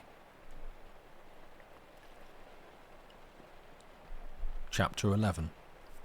The Searching of the Gardens. How slowly the time went, and never a thing to indicate that any of the brutes still infested the gardens. It was on the 9th day that, finally, I decided to run the risk, if any there were, and sally out. With this purpose in view, I loaded one of the shotguns carefully, choosing it as being more deadly than a rifle at close quarters. And then, after a final scrutiny of the grounds from the tower, I called Pepper to follow me, and made my way down to the basement. At the door, I must confess to hesitating a moment. The thought of what might be awaiting me among the dark shrubberies was by no means calculated to encourage my resolution. It was but a second, though, and then I had drawn the bolts, and was standing on the path outside the door. Pepper followed, stopping at the doorstep to sniff suspiciously, and carrying his nose up and down the jambs, as though following a scent. Then suddenly he turned sharply and started to run here and there in semicircles and circles all around the door, finally returning to the threshold. Here he began again to nose about. Hitherto I had stood watching the dog, yet all the time with half my gaze on the wild tangle of gardens stretching round me. Now I went toward him and, bending down, examined the surface of the door where he was smelling. I found that the wood was covered with a network of scratches, crossing and recrossing one another in inextricable confusion. In addition to this, I noticed that the doorposts themselves were gnawed in places. Beyond these I could find nothing, and so standing up, I began to make the tour of the house wall. Pepper, as soon as I walked away, left the door and ran ahead, still nosing and sniffing as he went along. At times he stopped to investigate. Here it would be a bullet hole in the pathway, or perhaps a powder-stained wad. Anon it might be a piece of torn sod, or a disturbed patch of weedy path. But, save for such trifles, he found nothing. I observed him critically as he went along, and could discover nothing of uneasiness in his demeanour to indicate that he felt the nearness of any of the creatures.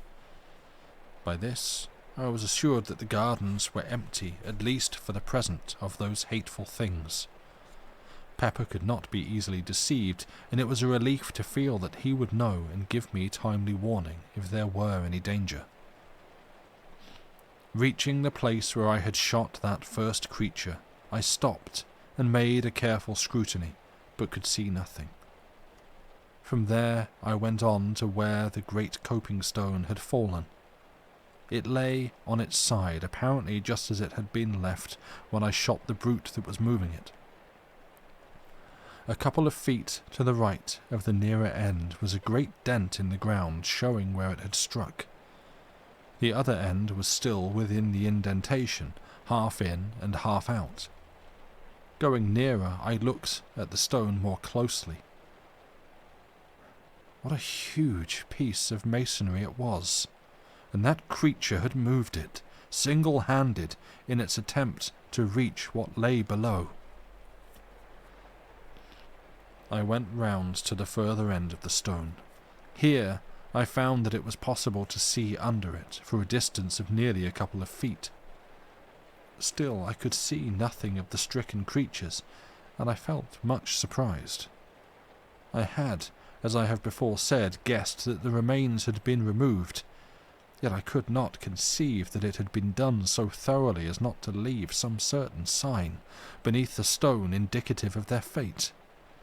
I had seen several of the brutes struck down beneath it with such force that they must have been literally driven into the earth, and now not a vestige of them was to be seen, not even a bloodstain.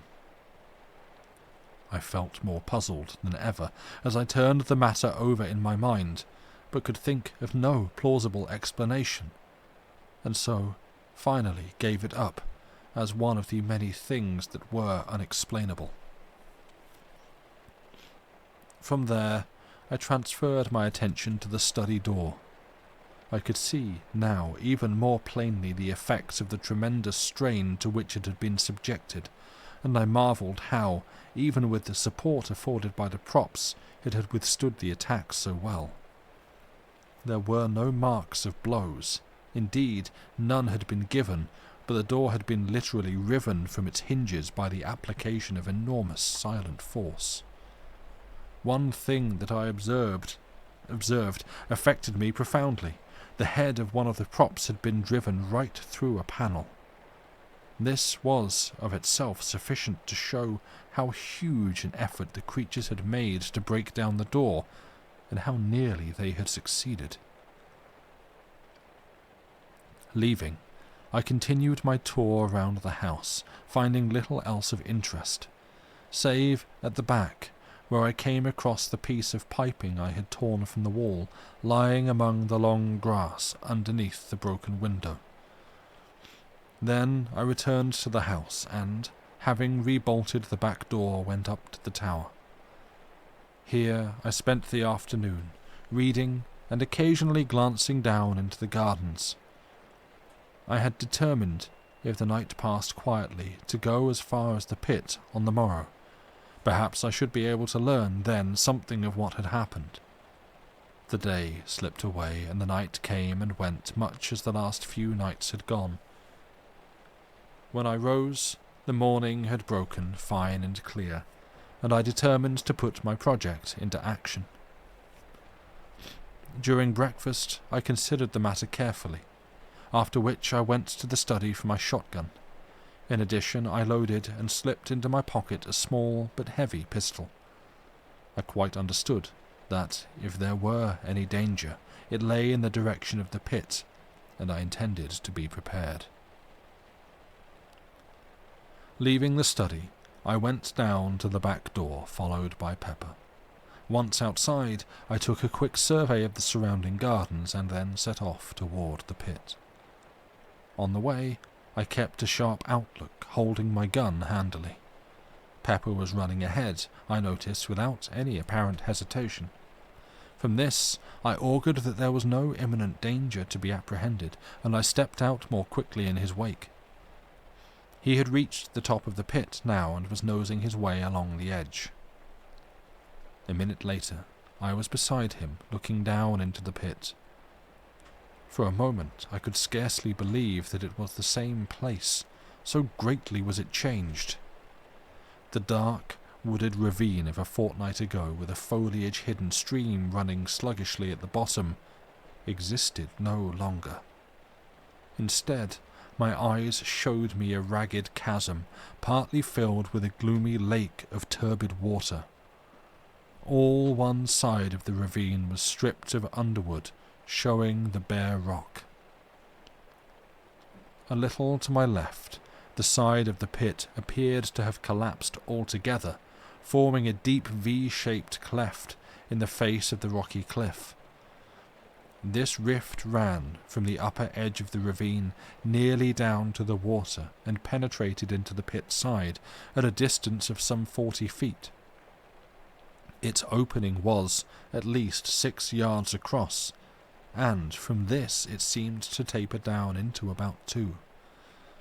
But what attracted my attention, more than even the stupendous split itself, was a great hole some distance down the cleft and right in the angle of the V. It was clearly defined, and not unlike an arched doorway in shape, though, lying as it did in the shadow, I could not see it very distinctly. The opposite side of the pit still retained its verdure, but so torn in places and everywhere covered with dust and rubbish that it was hardly distinguishable as such. My first impression that there had been a landslip was, I began to see, not sufficient of itself to account for all the changes I had witnessed. And the water? I turned suddenly, for I had become aware that somewhere to my right there was a noise of running water. I distinguished easily that it came from somewhere to the east end of the pit.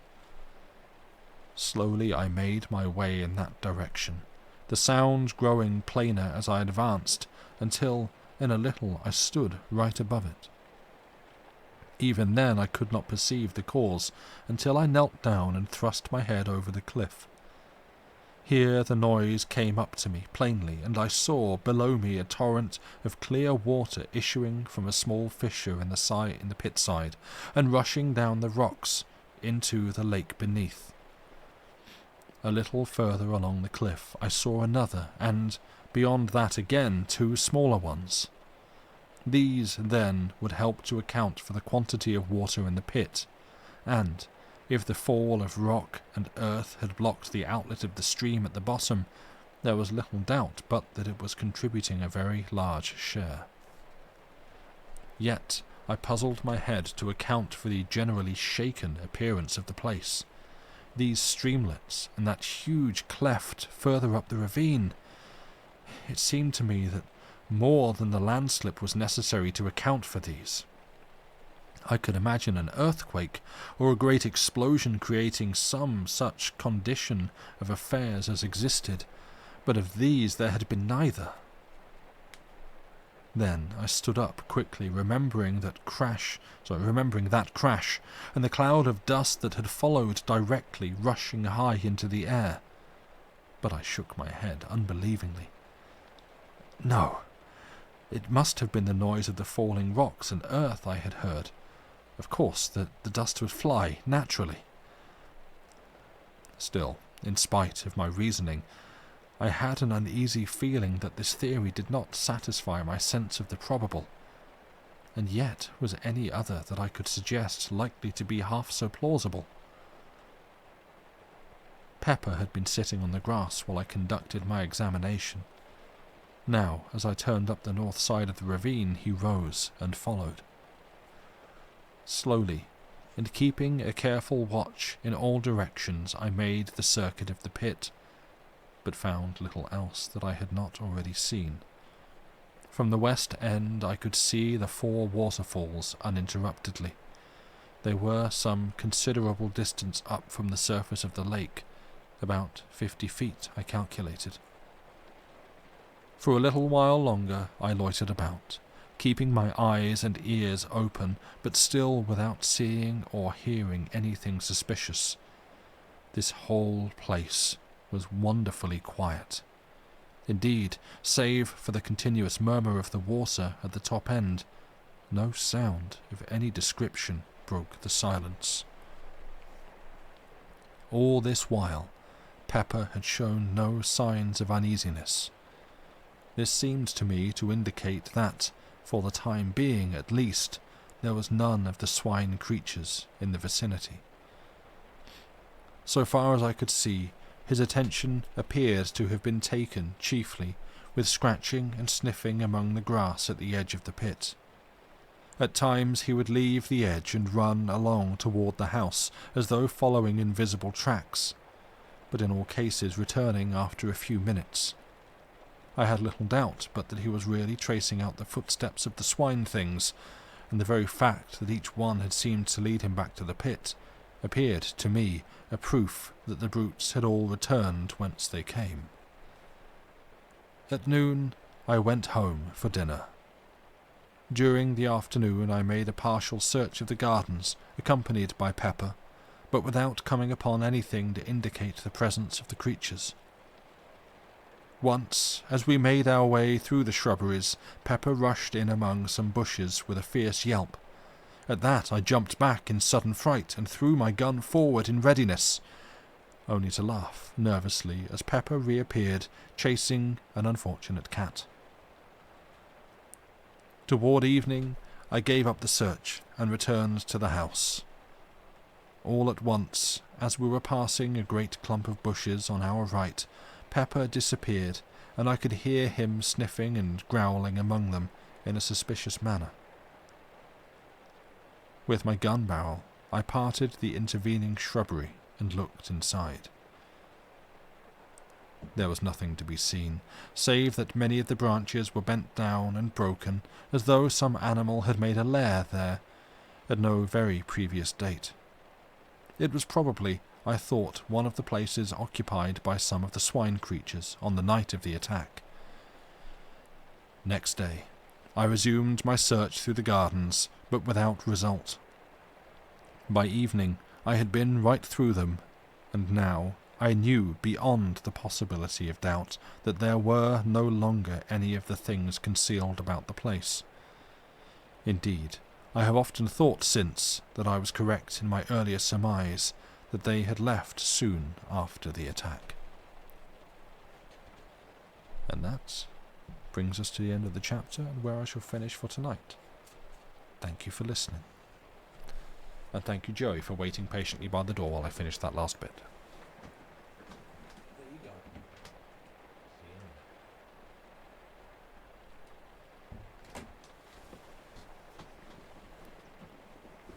The end. There you go. Yeah. So there's that. You're welcome, Lynn. Thank you for listening. I feel like I was shrimping quite a bit through that, so just doing a quick stretch. Do not mind me. Yeah. So there's that. Those are the things that have happened. Yeah. I'm enjoying this one. I think it's good. We're about halfway through. Big stretch indeed. Yeah, I think this one's going to be another 4-parter. In theory. How many pages? 133. And we're starting page 6. Yeah, we'll probably... The next two might have to go a little bit longer, but I want to do that. But yeah. it wouldn't make sense to do an extra one. But yeah, thank you then all for being here and for listening and for hopefully, and yeah, I hope I'm not presuming, enjoying the stream. Is Billiam still going? It looks like he is. There's no desktop audio coming through, so that's good. Yeah, okay. Well, oh darn, extra long streams. Yeah, I know, right? Dinger, shucks. That sucks. Can confirm did enjoy it? Good. I am glad to hear it. Right, then yes, I think I don't know what sort of discussions and conversations could be had in the wake of that, but I guess we can have those on the Discord if you like, because before we tries to leave and go anywhere else, I want to send you over to Billiam because it's his birthday tomorrow. So yeah, thank you all for being here. I believe Lucy is planning to be back on Wednesday. I mean, I can't remember whether you've said you've got anything coming up this week, but yeah, in theory, the next stream will probably be on Wednesday, and then come back next Saturday for some more of this, schedule permitting, I think, yeah. And yes, we're going to try, I saw some comments, I think it might have been Cat who walks by himself, saying about having some kind of notification when we update the schedule. So I think, yeah, Lucy and I were going to I mean, my suggestion was just doing what Dave does and like delete the schedule and repost it, or have a post underneath that we delete and repost, just so that there's like a little, hey, we've updated the schedule, so we're not like pestering everyone to come and look at this, but you get like a little notifier. I don't know. We'll work something out, but yeah, we'll do some stuff like that. Thank you all again for being here. Look after yourselves. Have a good rest of the weekend, however that may manifest for you. And yeah, we will see you in the next one. Goodbye, and good evening, and good night. Even that, yeah, it's night. There's good night. Good night.